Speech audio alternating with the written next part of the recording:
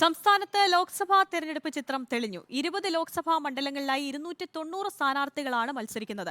നാമനിർദ്ദേശ പത്രിക നൽകേണ്ട സമയപരിധി ഇന്ന് അവസാനിച്ചു. കെ.സി. വേണുഗോപാൽ, കെ. സുരേന്ദ്രൻ, രാജീവ് ചന്ദ്രശേഖർ, സുരേഷ് ഗോപി തുടങ്ങിയ നേതാക്കൾ ഇന്ന് പത്രിക നൽകി. പ്രധാന സ്ഥാനാർത്ഥികൾ അധികവും ഇന്നാണ് നാമനിർദ്ദേശ പത്രിക നൽകിയത്. തിരുവനന്തപുരത്ത് NDA സ്ഥാനാർത്ഥി രാജീവ് ചന്ദ്രശേഖർ കേന്ദ്ര വിദേശകാര്യമന്ത്രി S. ജയശങ്കറിനൊപ്പം റോഡ് ഷോ ആയാണ് പത്രിക നൽകാൻ കളക്ടറേറ്റിലേക്ക് എത്തിയത്.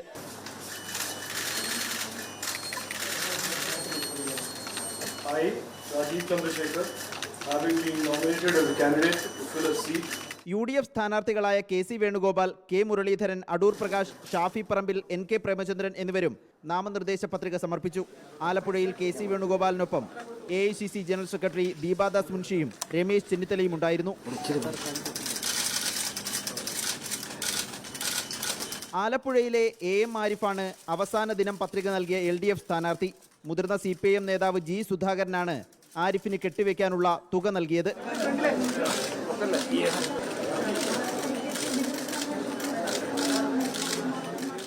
വയനാട്ടിലെ NDA സ്ഥാനാർത്ഥി കെ. സുരേന്ദ്രൻ കേന്ദ്രമന്ത്രി സ്മൃതി ഇറാനിക്കൊപ്പമെത്തിയാണ് പത്രിക സമർപ്പിച്ചത്.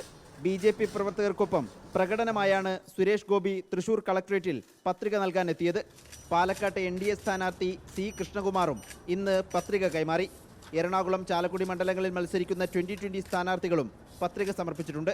പത്രികകളിലെ സൂക്ഷ്മ പരിശോധന നാളെ നടക്കും. റിപ്പോർട്ടർ, തിരുവനന്തപുരം.